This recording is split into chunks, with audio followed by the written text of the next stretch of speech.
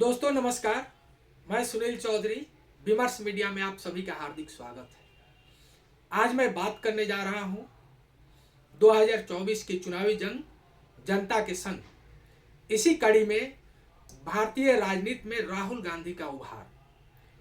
आज भारत के राजनीति में जिस तरीके से राहुल गांधी का उभार हुआ है,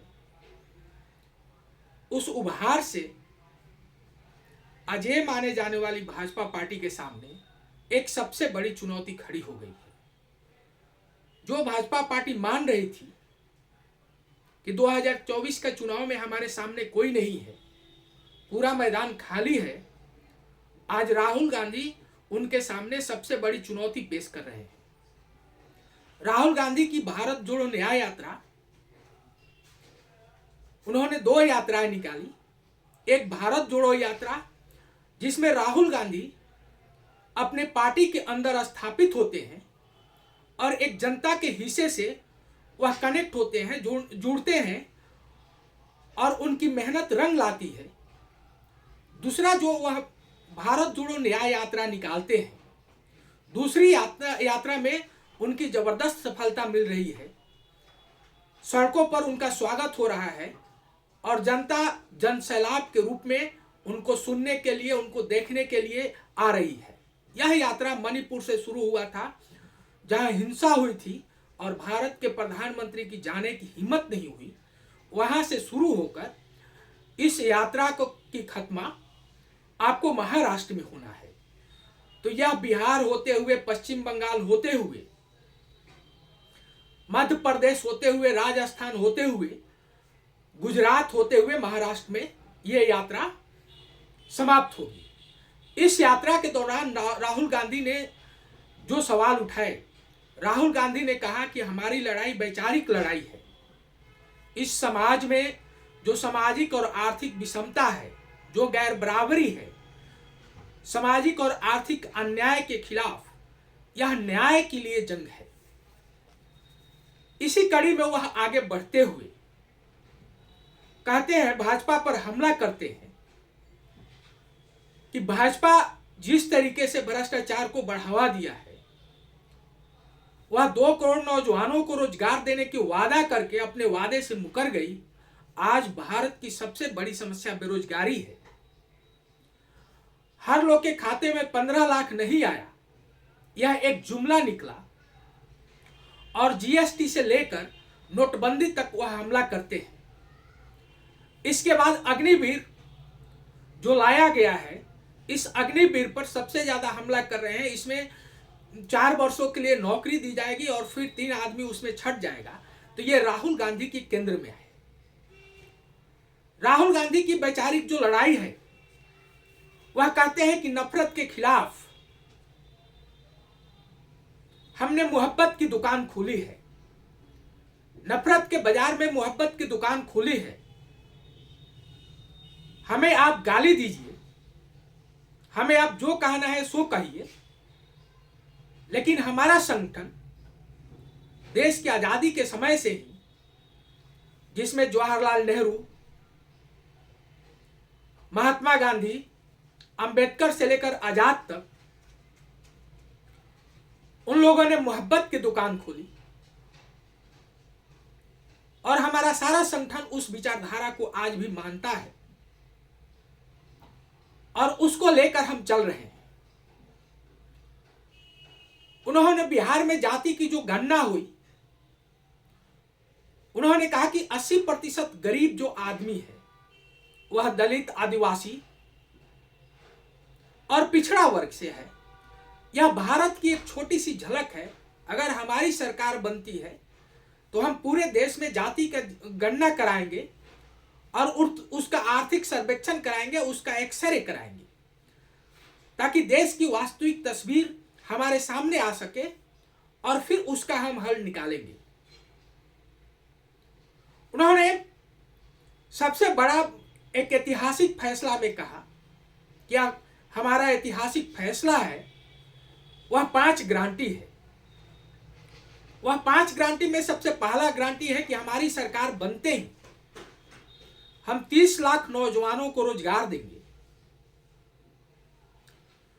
दूसरा उन्होंने कहा कि जो भी ग्रेजुएट या डिप्लोमा धारी होगा उसको हम अप्रेंटिस करा के उसके खाते में 1 लाख रुपए 1 वर्ष के अंदर देंगे और उसकी रोजगार की गारंटी देंगे। तीसरा उन्होंने कहा कि पेपर लीक नहीं होगा,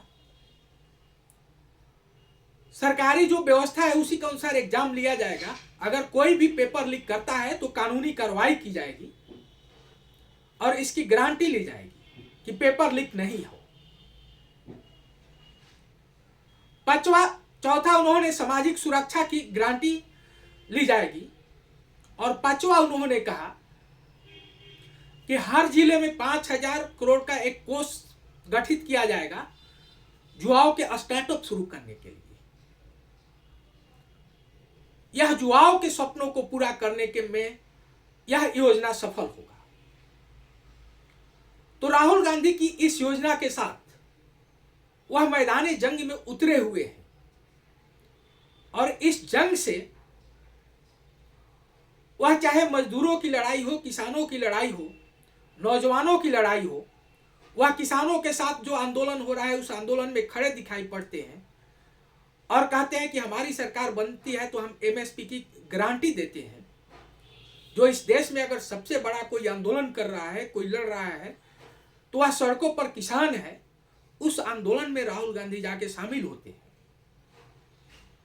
और इससे राहुल गांधी का जो व्यक्तित्व उभर कर आता है, वह अपने पार्टी के अंदर भी जो पुराने नेता थे जिनका उनके साथ संघर्ष चलता है और उसमें वह नेता के बतौर उभर कर सामने आते हैं। इंडिया अलायंस में भी बहुत सारे प्रधानमंत्री के चेहरा थे, समाजवादी पार्टी हो, पश्चिम बंगाल की ममता बनर्जी हो या नीतीश कुमार हो या साउथ से हो, उसमें भी वह अपने चेहरा को प्रधानमंत्री नरेंद्र मोदी के सामने पूरे देश में एक राष्ट्रीय स्तर का चेहरा बनाने में सफल होते हैं। और जिस तरीके से वह आरएसएस और भाजपा पर हमला करते हैं, इससे साफ होता है कि राहुल गांधी भाजपा को चुनौती दे रहे हैं, नरेंद्र मोदी को चुनौती दे रहे हैं। 2024 की चुनावी जंग में अगर कोई नरेंद्र मोदी का राष्ट्रीय स्तर पर चुनौती दे रहा है तो वह राहुल गांधी है। और देश में राहुल गांधी के प्रति धीरे धीरे आकर्षण बढ़ रहा है, धीरे धीरे उनकी लोकप्रियता बढ़ रही है और यह लग रहा है कि आगे चल के राहुल गांधी भारत का एक बड़ा चेहरा हो सकते हैं। भाजपा लगातार राहुल गांधी पर हमला कर रही है, उनके वंशवाद पर हमला कर रही है,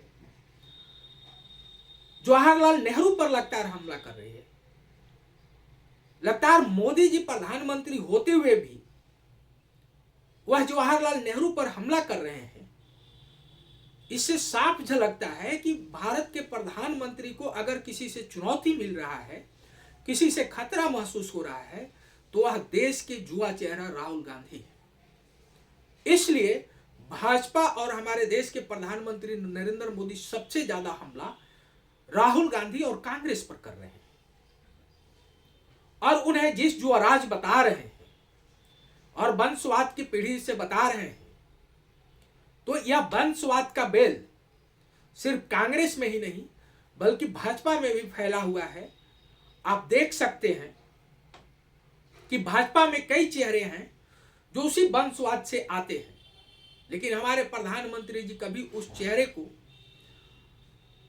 नहीं याद करते हैं, लेकिन राहुल गांधी पर लगातार हमला कर रहे हैं। और राहुल गांधी जिस निडरता के साथ, जिस शिद्दत के साथ, जिस प्रतिबद्धता के साथ जनता के साथ जुड़ रहे हैं और जनता के सामने वह कह रहे हैं कि भाजपा चंद उद्योगपतियों के लिए काम करती है, उनके एजेंडे में चंद उद्योगपतियों की बेनिफिट है, वह 16 लाख करोड़ रुपए चंद उद्योगपतियों के पैसे माफ कर सकती है, लेकिन किसानों के कर्ज माफ नहीं कर सकती है, छोटे व्यवसायियों के कर्ज माफ नहीं कर सकती है।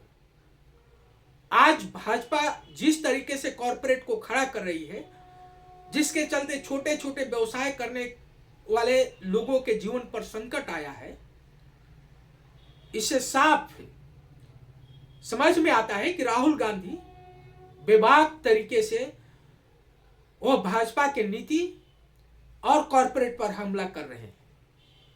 अब देखना यह है कि राहुल गांधी के साथ भी सबसे बड़ी चुनौती है। एक चुनौती उनके पास है नेहरू का समाजवादी मॉडल, और दूसरा कांग्रेस का है मनमोहन सिंह का आर्थिक उदारीकरण की नीति। अब राहुल गांधी इस दोनों में से कौन सी नीति को अपनाते हैं? राहुल गांधी के कांग्रेस पर भी आरोप लगता है उद्योगपतियों के गठजोड़ का, वह अंबानी के साथ धीरू भाई अंबानी का गठजोड़ का, टाटा बिरला के गठजोड़ का। तो यह गठजोड़ से वह बाहर कैसे निकलते हैं और आर्थिक नीति में वह कौन सा मॉडल अपनाते हैं, वह साफ नहीं कर पाते हैं। दूसरा है कि कांग्रेस हमेशा से शुरू से ही माना जाता है कि अगर जवाहरलाल नेहरू की वैज्ञानिक विचारधारा की बात छोड़ दी जाए तो उसके बाद वह सॉफ्ट हिंदुत्व के एजेंडे के साथ आगे बढ़ती है। और राहुल गांधी भी मंदिर मंदिर जो घूम रहे हैं, तो यह सॉफ्ट हिंदुत्व का एजेंडा उनके सामने आ रहा है कि यह भी उसके साथ में खड़े हैं और अपने आप को दातात्रेय ब्राह्मण बता रहे हैं, कश्मीरी ब्राह्मण बता रहे हैं। तो एक तरफ जातीयता को खत्म करने की बात है और दूसरे तरफ अपने आप को ब्राह्मण सर्वश्रेष्ठ बताना, यह उनकी दुविधा है। इस दुविधा से वह बाहर नहीं निकल पा रहे हैं। उनके अंदर जो एक वैज्ञानिक सोच होनी चाहिए थी, जो लोकतांत्रिक सोच होना चाहिए था, जो जवाहरलाल नेहरू के विजन में था, वह विजन का अभाव है। हम ये कह सकते हैं, या उस विजन पर, उस पथ पर चलने से वह डर रहे हैं। क्योंकि भारत में एक तरफ आप देखेंगे कि नरेंद्र मोदी का चेहरा आज जिस मजबूती से हिंदू हृदय सम्राट और विश्व गुरु के रूप में उभारा जा रहा है, भाजपा के पास आरएसएस जैसा एक मजबूत संगठन है और जो नरेंद्र मोदी की लोकप्रियता अपने चरम उत्कर्ष पर है। भाजपा आज के दौर में लोकप्रियता के क्लाइमेक्स पर है और संगठन के मजबूती पर है। ऐसे दौर में राहुल गांधी का सामना करना है, जबकि राहुल गांधी के सामने कांग्रेस का मजबूत संगठन नहीं है। इंडिया अलायंस में भी उनके पार्टी के अंदर में भी विरोधी भरे हुए हैं और इंडिया अलायंस में भी उनके विरोधी भी हैं और समर्थक भी हैं। तो वह कैसे संयोजन करते हैं? क्योंकि राजनीति संयोजन और प्रबंधन का मामला होता है। अगर वैज्ञानिक तरीके से वह संयोजन कर लेते हैं तो निश्चित रूप से वह नरेंद्र मोदी की चुनौती दे सकते हैं। आज जो है सोशल मीडिया और मीडिया का जो दौर चल रहा है, आप देखेंगे कि जिस तरीके से यह भाजपा के कब्जे में है, या भाजपा के जो गुणगान हो रहा है, जो मार्केटिंग और ब्रांडिंग जितने बेहतर तरीके से भाजपा कर रही है, कांग्रेस वह नहीं कर पा रही है। तो जनता से जुड़ने, इसके बाद भाजपा के आप देखेंगे कि बूथ वाइज ऑर्गेनाइजेशन खड़ा है। लेकिन कांग्रेस के साथ एक तरफ उनके साथ दक्षिणपंथी जुड़े हुए हैं और दूसरे तरफ उनके साथ वामपंथी भी जुड़े हुए हैं। तो अभी तक कांग्रेस के कोई कॉमन मिनिमम प्रोग्राम जो बनना चाहिए जनता के लिए, वह सामने नहीं आया है। यह कांग्रेस का और राहुल गांधी का नकारात्मक पक्ष है। इस पक्ष से अगर बाहर निकलते हैं तो 2024 का चुनावी जंग मजेदार हो सकता है और निर्णय जनता के हाथों में है कि जनता इसे किस रूप में, राहुल गांधी को किस रूप में ले रही है। भाजपा की विफलता और भाजपा की सफलता 10 वर्षों का जनता के सामने है। अब देखना यह है कि राहुल गांधी के प्रति जनता का क्या निर्णय होता है। जो भीड़ जुट रही है सड़कों पर, जो राहुल गांधी के भीड़ सुनने जुट रही है, क्या वह वोट में तब्दील हो पाती है? क्या वह संगठन, कांग्रेस के संगठन के साथ जुड़कर काम कर पाती है या नहीं? यह जनता निर्णय जनता को करना है, जनता को तय करना है। लेकिन निश्चित रूप से हम चाहेंगे कि भारत एक आधुनिक वैज्ञानिक और लोकतांत्रिक देश बने, भारत नफरत से बाहर निकले और यहाँ हर नागरिक मजबूत हो और सबके लिए जीने का समानता का समाज बने, गैर बराबरी और विषमता का समाज हो, वह खत्म हो। इन्हीं बातों के साथ धन्यवाद।